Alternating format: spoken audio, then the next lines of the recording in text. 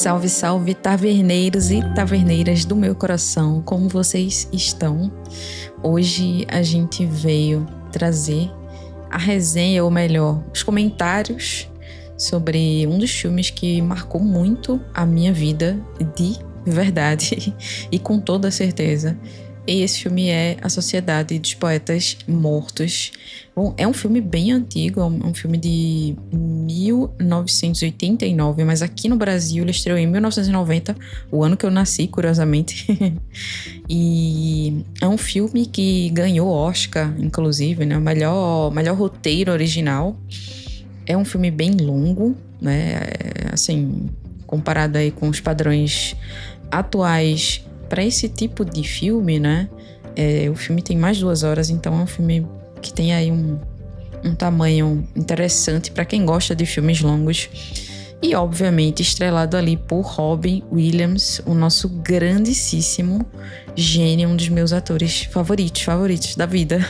Tudo que esse cara fez, tudo que esse cara colocou à mão foi, assim, de um brilhantismo incrível, foi de uma profundidade, de um carinho, de uma entrega. A gente consegue sentir, a gente consegue perceber como que ele dava como ele se doava, né? Como ele conseguia se doar e dar o tom de todos os personagens que ele fazia, fosse na comédia e fosse em qualquer outro tipo de trabalho, que é o caso desse filme aqui, né? A Sociedade dos Poetas Mortos. Ele interpreta o Kit, né? Que é um professor, o John Kit, melhor dizendo, que é um professor de inglês, um professor de literatura, que chega aí nessa escola super conservadora, ultra conservadora, né? E ele vai encontrar essa turma de jovens que já tá bastante acostumado com padrões ultra mega rigorosos de exigência dos pais, da própria escola, né? A gente tá falando ali, é como se essa história se passasse mais ou menos na época de 50, então realmente os costumes eram diferentes, as expectativas sobre as pessoas eram diferentes, e esta escola em específico, né, se trata de uma escola de elite, pelo menos é o que dá a impressão pra gente. Então, logo de cara, a gente tem as primeiras cenas ali nessa escola e já entende que, pô, isso aqui é uma coisa... Isso aqui não é pra qualquer um, não é todo mundo que estuda aqui, e obviamente essa galera realmente tem outro tipo de privilégios e também tem um outro tipo de cerceamento de liberdade, digamos assim. Então, esse professor chega na escola para dar aula, né? Este professor, inclusive, fora aluno desta escola, é o que os alunos vão descobrindo ao longo do tempo. E bom, a coisa toda vai se desenrolando, né? Ele já, a primeira aula já é uma grande provocação, né? Ele já manda os alunos arrancarem ali a primeira folha do livro, o primeiro poema do livro, se eu não me engano, a primeira página do livro, que fala sobre regras para fazer poesia, né? Sobre cálculos para fazer poesia.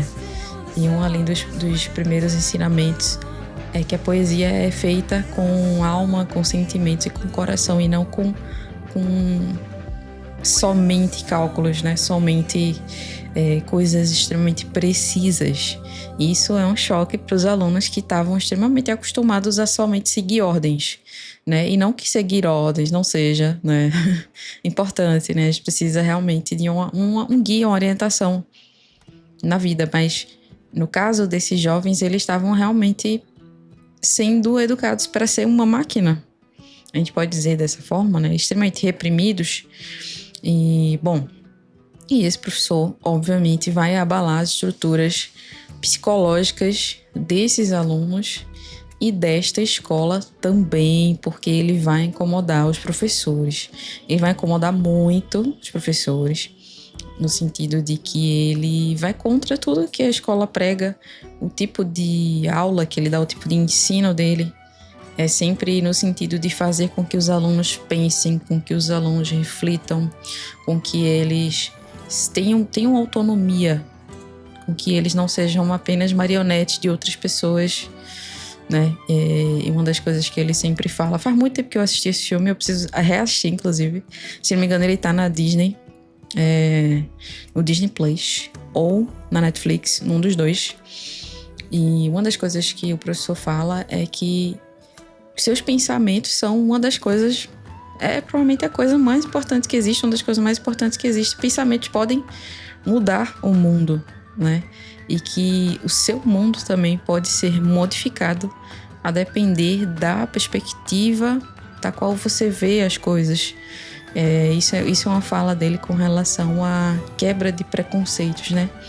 Se você quer quebrar um preconceito, você precisa olhar aquele assunto de um outro ângulo. Então ele vai metendo várias, né? Ele vai metendo vários ensinamentos aí para esses alunos, várias reflexões, e os alunos vão começando a realmente liberar algo que existia dentro deles e que às vezes nem eles mesmos sabiam que estava ali, não é mesmo? Então, assim, é bem interessante como uma pessoa chega no ambiente e a partir desta pessoa tudo pode se modificar. A partir da presença dessa pessoa, como que tudo consegue se tornar completamente diferente do que era antes, né? Não só pela pessoa, mas obviamente por tudo que ela acredita, por tudo que ela é e como ela induz as pessoas a se comportarem, né? Pelas paixões dessa pessoa, porque o Keating, né? O John Keating, ele é extremamente apaixonado pelo que ele faz, ele é extremamente apaixonado por literatura e os alunos descobrem ao longo do tempo, né? Ao longo da história, que na época que ele era aluno, aí vai começar todo o babado do filme, que na época que ele era aluno desta escola, ele fazia parte de um grupo secreto que se chamava a Sociedade dos Poetas Mortos, né, onde alunos se reuniam para recitar poemas, para trocar ideia, para se inspirar, né, para estudar outros autores famosos, e discutir ideias, enfim, e todo tipo de coisas mais práticas, mais relacionadas ao universo filosófico, né? Hoje a gente chama isso mais de filosofia, né? Que é aquele momento que a gente senta para refletir, para buscar inspiração, para estudar um pouco, para apreciar outras obras de arte e tudo mais. Então, eles descobrem isso e eles decidem reabrir esta Sociedade dos Poetas Mortos. E eles próprios se encontram, né, secretamente aí numa caverna na escola. Os encontros são ultra top secret, porque ninguém pode imaginar que eles estão fazendo isso, senão eles com certeza são penalizados, né? São banidos. Banidos não, mas eles seriam penalizados com certeza, até pelas próprias regras da escola, né? De não ficar perambulando pela escola durante a noite, enfim. Então eles se encontram e eles começam a criar as próprias poesias, né? O John Keating, ele faz com que esses alunos consigam prestar mais atenção nos próprios desejos deles. Não desejos, assim, coisas proibidonas, digamos assim, mas no que realmente eles gostariam de fazer, sabe? O que é que te move, o que é que te faz sentir vivo, o que é que faz com que você se apaixone pela vida, o que é que faz com que você se sinta orgulhoso de ser você, o que você gostaria de ser, o que você gostaria que as pessoas vissem de você, o que tem de melhor que você pode dar, né? Qual a marca que você quer deixar no mundo? Uma das coisas que ele fala logo no início do filme, junto com a fatídica e famosa frase Carpe Diem, que é aproveitar o dia, né? Aproveitar o dia ao máximo sem pensar no dia seguinte, entre muitas aspas, obviamente. Mas uma das coisas que ele fala e que ele mostra para os alunos é que todos os professores e alunos antigos daquela escola estão mortos, né? Todos estão mortos. E eles também vão morrer. Então é importante aproveitar a vida, porque a gente nunca sabe o que vai acontecer amanhã. A gente, às vezes, anseia muito pelas coisas erradas, pelos sonhos das outras pessoas. E a gente, às vezes, anseia tanto pelos sonhos das outras pessoas que a gente acaba esquecendo até que a gente tinha algum sonho, que a gente sonhava de alguma forma, com alguma coisa. Então, a galera começa realmente a se perguntar que tipo de coisa que eles gostariam de fazer, que tipo de marca que eles gostariam de deixar no mundo. Então, surge um poeta, surge ali o menino da peça de teatro, que é esse aqui que eu tô, esse personagem aqui, muito importante para a narrativa da história. Ele é um dos mais apaixonados. O sonho, né? O sonho do pai dele é que ele seja médico. E ele tá nessa escola estudando para ser médico, mas ele não quer ser médico. Ele ama teatro, ele é apaixonado pelo teatro. Ele sempre quis fazer isso. E, enfim, é o que ele quer fazer da vida, e ele começa a estudar para uma peça, né? Então tem os alunos que... O sonho dos alunos é ouvir uma música específica, porque na escola você não pode ouvir música. Então eles começam secretamente a consertar um rádio, fazer com que um rádio funcione para que eles consigam ouvir essa música, essas músicas da época, né? Às vezes são sonhos muitíssimo pequenos, mas que fazem toda a diferença na vida, né? Dá um alívio, dá um respiro. A gente começa a sentir a angústia desses jovens, e a gente começa a se sentir no lugar deles, assim, no sentido de, às vezes a gente tá tão no limite, a gente tá tão reprimido por alguma coisa, e não necessariamente algo grandioso vai te libertar. Às vezes é só um pouquinho, é só um detalhe ali na sua rotina que vai mudar completamente o teu dia. E o sentido do Carpe Diem é mais ou menos esse, né? Tipo, é meio que para que você viva intensamente cada dia, mas não loucamente. Intensamente no sentido de realmente estar presente, realmente estar ali, estar vivendo aquele momento em específico.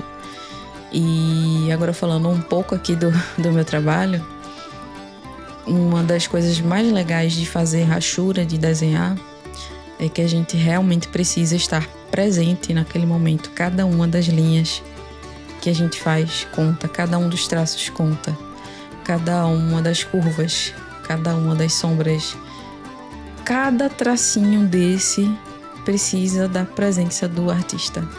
É óbvio que tem momentos que realmente a mente relaxa e você vai para outro lugar, mas dependendo da situação, você precisa estar sempre muito presente, né?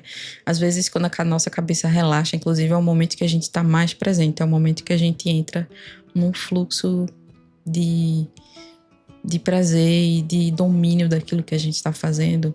E é como se nesse momento não existisse mais corpo, é como se nesse momento eu fosse somente as linhas e o pincel e o caderno.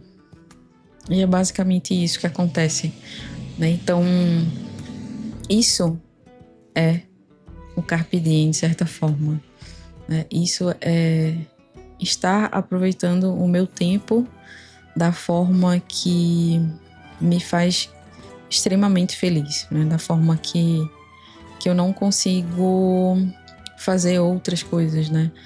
Ou melhor, consigo fazer outras coisas, mas a minha relação com o desenho é muito parecida com a relação do menino lá do teatro, né? Do aluno do teatro. É muito intensa, é muito... como é que eu posso dizer, assim? É uma coisa extremamente... Gente, eu perdi completamente a palavra, mas enfim, existe uma palavra aqui que traduz exatamente o que eu tô querendo dizer. Se eu lembrar, eu vou colocar aqui na tela pra vocês, mas enfim. A minha relação com o desenho e com arte sempre foi isso, sempre foi essa coisa avassaladora. Acho que era meio que essa palavra que eu tava procurando, até uma coisa meio tempestuosa, né, assim, tudo ou nada, é motivo de dores e lágrimas e choros e alegrias e tristezas e enfim, tem até um filme que se chama Agonia e Êxtase, né, que conta a história do Michelangelo. É exatamente isso, né, uma agonia e êxtase. E eu acho que quem é artista entende muito bem isso, sabe? Mas enfim, voltando para o filme, era somente eu trouxe para mim, mas foi meio que para fazer uma analogia sobre o que significa a ideia do Carpe Diem, né, aqui colocada pelo professor John Keating, trazida para os alunos, né, pelo professor, muito no sentido de você realmente estar estar presente na sua vida, não deixa a tua vida passar, porque ela já vai passar de qualquer forma, né? Então assim, se ela vai passar, pelo menos que ela passe com você fazendo alguma coisa da tua vida que te deixe feliz, que te deixe orgulhoso, que você sinta que você realmente deixou sua marquinha ali, né? Que você olhe pra trás e diga, poxa, isso aqui que eu fiz foi massa demais, valeu muito a pena. Então é isso, né? E aí, minha gente, basicamente esses alunos, eles começam a fazer as coisas deles, né? E depois de um tempo, mais lá pro final do filme, né? Alguns alunos começam a meter os pés pelas mãos e começam a meio que fazer algumas coisas ali no sentido de não ter entendido exatamente o que o professor queria dizer com Carpe Diem. E, enfim, coisas acontecem, né? Coisas acontecem, problemas surgem, né? A bucha de canhão fica pro professor resolver, né? Então é óbvio que isso ia acontecer em um determinado momento, porque estamos falando de adolescentes, né? E os adolescentes, todo mundo já foi adolescente, a gente sabe que adolescente leva muito tempo para entender as coisas. Na verdade, os adultos também, né? Quem dirá os adolescentes? Então, assim, não tem por que julgar. E, basicamente, o desenrolar, né, desse filme, dessa história, é bastante trágico, é bastante triste. Eu não vou contar, porque eu não sei se vocês assistiram ou não. Se não assistiram, eu recomendo demais. Obviamente, eu tô fazendo uma ilustração sobre esse filme, sobre essa história, porque sim, eu realmente recomendo. Mas é um desenrolar bastante dramático, bastante reflexivo, né? E inclusive o final desse filme não seria esse, né? Esse final aí. Tinham 2 finais possíveis para esse filme e acabaram optando por esse, mas quase não foi, né? A galera da produção realmente queria intervir ali para que não fosse esse final, porque existia um certo medo relacionado a esse caminho. Mas também o outro final possível seria uma coisa meio morna e seria uma coisa que tiraria o foco da história, né? O real foco da história. E a mensagem final seria meio que alterada. Então eles preferiram realmente arriscar e fazer esse final, que eu acho que faz todo sentido, amarra muito bem essa história e, por mais que seja uma coisa bastante impactante, faz com que a gente realmente entenda, realmente era isso que ele queria dizer, era sobre isso, né? Era sobre paixão, era sobre estar presente, era sobre estar vivo, era sobre você se sentir realizado, né? É óbvio, o filme não incentiva, né, algo do gênero, mas enfim, a mensagem fica muito clara que às vezes a gente não consegue escolher outro caminho, né? Às vezes o outro caminho é muito difícil e que não existe um outro possível caminho para algumas pessoas, né? Infelizmente. Então, assim, é um filme excelente. É um filme muito poético. É uma ode à poesia, né? O nome do filme já fala tudo, né? Sociedade dos Poetas Mortos. Então, é uma ode à poesia, é uma ode à arte, é uma ode à sensibilidade. Todo mundo que gosta desses temas e que não assistiu ainda esse filme é parada obrigatória. E eu lembro que a primeira vez que eu vi esse filme, não sei nem se eu posso dizer que vi de fato, né? Porque, enfim, eu considero que assistir é estar presente e refletir sobre aquilo que eu vi. Mas eu lembro que eu devia ter uns 7, 8 anos. Eu tava na casa de um primo. E ele na época já era adulto, né? Já era um jovem adulto. E o pessoal tava assistindo, eu assisti também. E eu me lembro que as cenas marcaram demais. Sim, eu devia ter por volta de uns 7 anos mesmo, assim. Me marcou tanto,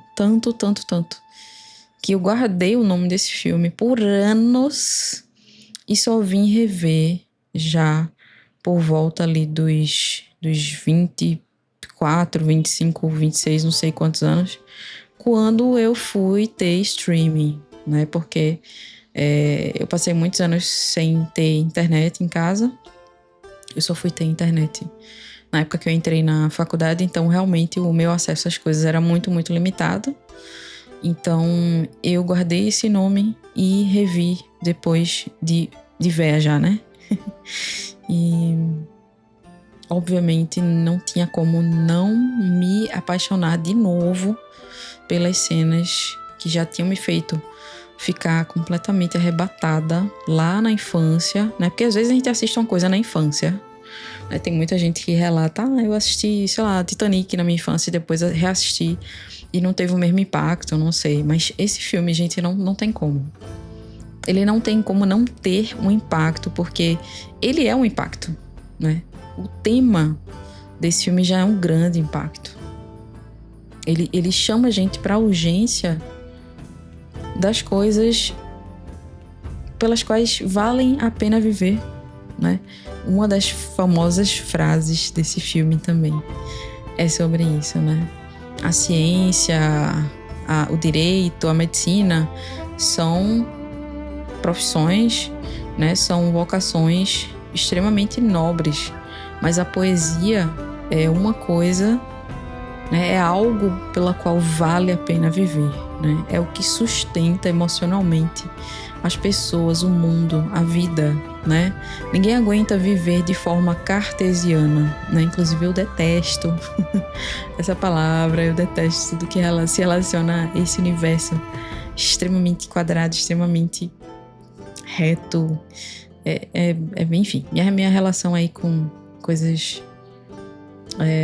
exatas é bem complicada, mas o filme, ele ressalta a importância da gente olhar para esse lado, olhar para dentro e buscar essa sensibilidade, buscar essa persona da gente que se perdeu ao longo do tempo, que foi morrendo pelo excesso de ordens externas que a gente teve que acatar ao longo da vida para poder existir, para poder viver, para poder satisfazer a vontade de outras pessoas. E o resultante disso, né? O resultante disso são pessoas mortas por dentro, né? São pessoas completamente apagadas, apáticas, depressivas. Não que ser artista, né? Não que ser poeta seja muito longe disso, né? Na verdade, não é bem por aí. Porque a nossa sociedade realmente não valoriza a poesia, não valoriza a emoção, né? A gente tem uma sociedade emocionalmente doente, né? E esse é um dos grandes sintomas, né? Viver em função do capitalismo, viver em função de trazer dinheiro para casa e não viver as próprias paixões, não viver a própria felicidade, né? Inclusive, uma das coisas que dá para perceber bem, assim, no filme é a aparência do professor, né? Ele é um cara extremamente humilde, diferente dos outros professores, que a gente consegue perceber que os caras têm realmente uma grana, que os caras são elegantes, né? Aquele professor chique e tal, sempre tá bem vestido. O Keaton não, ele é um cara bem simples mesmo. Ele chega na escola mais simples possível, obviamente seguindo o rigor da escola, né? As roupas, as vestes e tudo mais, mas a gente percebe que ele é um cara que abdicou de muitas coisas para seguir o coração dele, né? Para seguir aquilo que ele queria dentro do possível, obviamente, dentro do que era factível para ele, né? E, obviamente, ele se torna, só pelo fato dele fazer essa mudança de rota, ele se torna um personagem completamente diferente dos colegas de trabalho dele, mesmo sendo também professor, mesmo também estando na mesma posição. Ele, enquanto professor, é aquela figura que vai te orientar a levantar da cadeira e fazer diferente. Se sacode, se mexe, faça diferente, encontre o seu caminho, encontre o seu jeito, não siga ordens, né? Não fique somente seguindo ordens, não fique somente fazendo tudo igual. fazer tudo igual todo mundo faz, o ChatGPT faz também, né? Vamos fazer do nosso jeito, vamos fazer diferente. Óbvio, existem ali as regras pra gente seguir, pra gente se orientar, mas cada um vai encontrar o seu caminho e é isso que ele faz, né? É isso que ele faz com esses jovens. E, gente, falei muito e ao mesmo tempo não falei nada, como sempre, né? Falei muito e não falei nada. Mas esse filme me traz um conforto muito grande e uma emoção muito intensa também. Sempre que eu assisto esse filme, eu fico muito emocionada, porque ele realmente tem um peso muito diferenciado para mim, né? Já que eu escolhi esse caminho das artes, ele realmente ele bate diferente em mim. E desde aquela primeira vez que a pequena Priscila assistiu esse filme, ele sempre foi incrível. A minha memória da infância é de um filme muito grandioso. A trilha sonora desse filme é uma coisa que te leva para um outro lugar, sabe? Te leva para um lugar de nobreza, um lugar de propósito. Um lugar onde existem propósitos, né? Onde a gente está vivendo não só para ser uma máquina, mas para ter algum propósito, buscar um propósito. E às vezes eu fico me perguntando hoje em dia, cadê os propósitos, né? Cadê os propósitos das pessoas? Qual é o objetivo das pessoas atualmente, né? Às vezes eu sinto que a galera tá vivendo hoje só pra sei lá, pra ser igual, né? Todo mundo quer ser diferente, né? Existe essa ideia de se diferenciar do outro, mas todo mundo faz igual, no fim das contas, né? E faz igual porque é o que funciona, faz igual porque é o que orientam, né? Ou então todo mundo quer viralizar, ou então todo mundo quer ser o novo idiota da internet, ou então todo mundo quer, enfim, quer milhões de seguidores só para dar bom dia, boa tarde, boa noite. E no fim das contas, esse poder de influência, né? Esse poder que o professor John Keating teve ali com os seus alunos, cadê? Né? É algo que fica completamente fora dos propósitos das pessoas. Pelo menos é o que eu tenho observado, né? Assim, os objetivos da galera realmente foram para um outro lugar, né? Foram para um lugar mais de exibicionismo e imediatismo do que necessariamente de conquistar realizações, né? De realmente deixar a sua marca no mundo, não no sentido idiota, mas no sentido positivo. Pô, o que essa pessoa fez da vida dela? Pô, sei lá, ela era uma influenciadora. Influenciadora de quê? Ela influenciava as pessoas a fazerem o quê? Né? Há de se perguntar. Influenciava a ler, influenciava a, sei lá, se exercitar, se alimentar melhor, influenciava a estudar mais. Não se sabe, né? O que se sabe é que a maioria dos influenciadores, os mais seguidos, os maiores canais, os mais bombados, são aqueles sem conteúdo, são aqueles que são vazios, né? E aí vem a grande interrogação da nossa época, né? O que é que as pessoas estão buscando? Que é uma pergunta que eu já fiz aqui, né? O que é que a gente tem buscado para a nossa vida? Qual o propósito de vida das pessoas? O que é que a gente realmente deseja da nossa vida, né? Esses dias um amigo me perguntou: o que é que você deseja para você? O que é que você espera de você? E eu não soube responder. Eu não sei. É uma pergunta extremamente profunda, extremamente difícil. E talvez a gente nunca nem se faça essa pergunta. E talvez se a gente fizer essa pergunta, a gente nunca tenha a resposta também, né? Porque vai demorar muito tempo pra gente conseguir entender essa resposta. E é isso, gente. E é isso, né? E a gente foi para um lado da filosofia completamente far away da realidade, né? Fomos para um outro lugar extremamente divagante, mas que eu acho que ainda faz sentido aí com o nosso tema principal do filme, que é a Sociedade dos Poetas Mortos. Enfim, gostei muito de compartilhar com vocês hoje, deixar essa indicação de filme. É um filme absoluto cinema. É um filme realmente incrível, gente, impecável. Deixa eu ver aqui quantos pontos ele tem no Rotten Tomatoes, só para vocês saberem quanto... Será que tem, né? Também não sei se tem, mas acho que sim. 35% de avaliações positivas da crítica no Rotten Tomatoes e 4 indicações ao Oscar. Mas enfim, não é por isso, não é somente por isso que o filme é incrível, mas isso é um dos marcadores que faz com que a gente acenda ali a luzinha e diga, opa, eu preciso assistir esse filme. E mais uma vez, se você não assistiu, assista o filme e depois volta aqui pra comentar, que eu quero saber o que você achou, tá? Esse filme é emocionante. Vá preparado. Pra muita gente esse filme também perdeu meio que o encanto, né? Ficou datado, é um filme meio brega, de adolescência e não sei o quê. Eu não vejo dessa forma.